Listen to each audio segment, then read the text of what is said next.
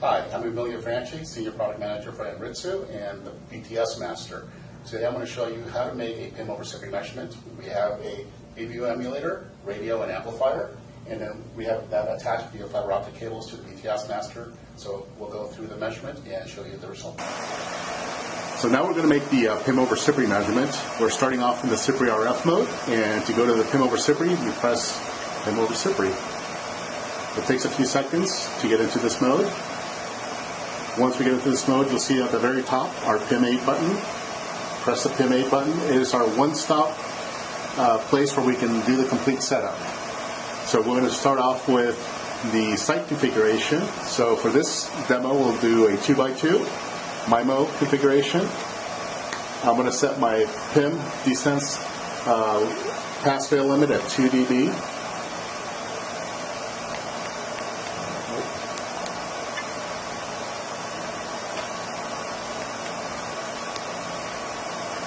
I'm going to set my center frequency at, this is my downlink, so I'm going to set it up at 752 megahertz.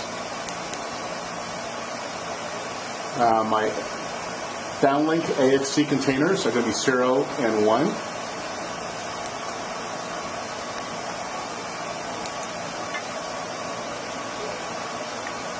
My line rate is automatically detected, and it's line rate 3 for this demo.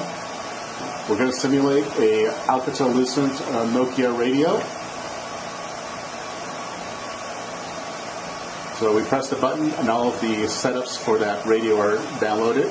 Now that I've have this set up, I can verify my configuration of pressing view downlink configuration. It takes a few seconds, configures the spectrum view, and we'll pull up a measurement of the containers.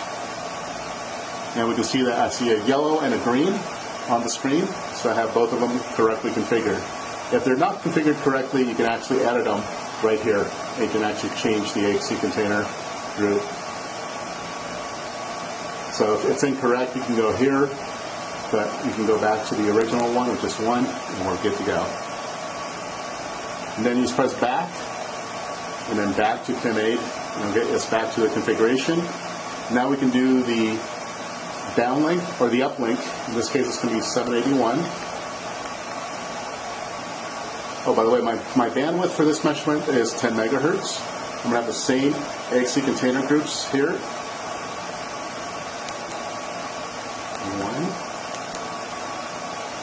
1. Line rate can be different for different setups, but in this case, it is line rate 3.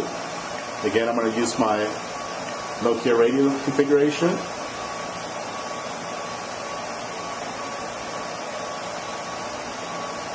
You can verify everything's set up correctly.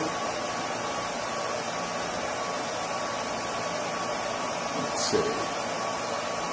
And I do have 2 uplinks. Go back to my PIM 8. And now we can make a measurement. So I'm going to set it up for cycle through all uplinks. So I'll measure both of them. The first time it goes through, it'll take 55 seconds. Let's hit save and measure. After that, it's only about 5 or 6 seconds per measurement because we maintain the synchronization of the signal. So take a few seconds. It's configuring both the downlinks and the uplinks. We're only going to show the uplinks.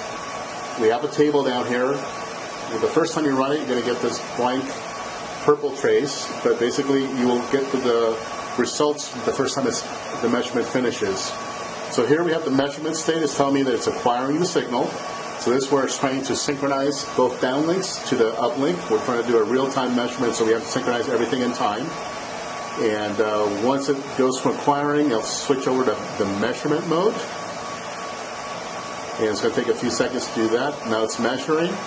And once it finishes measuring, it'll actually fill out the table and give you a graphical result on the spectrum analyzer portion up here.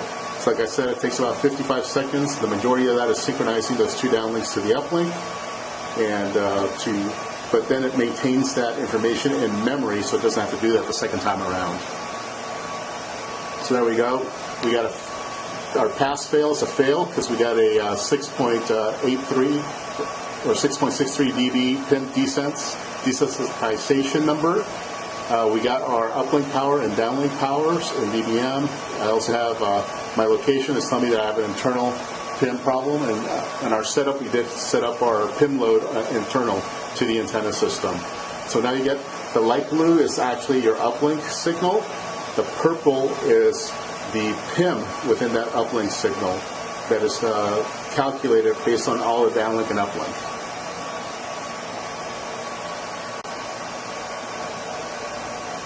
So now that it's run through its one complete cycle, you can see that it will actually measure in about 5 to 6 seconds. So now it's finished the one that's in yellow, and that is the failed PIM test. Now it's going through, completed the next one, which is a pass. You can see again, the light blue is your uplink signal, the purple is your PIM within that uplink signal. And now here you have your information. So pass, fail, based on that limit that we set, which was 2 dB. The actual PIM desensitization measurement, I have 0.01 where it passes, about 6 dB where it fails. Gives us the total uplink power and also the correlated PIM power. So I'm getting minus 76 and minus 98, which is basically high noise floor. You get a high noise floor alarm. And over here you have minus 102, minus 131. And it's still showing internal on the second one, even though it passes. Basically every system has some type of PIM, but in this case it's only 0.01 dB, so nothing to worry about. And that is PIM over CPRI.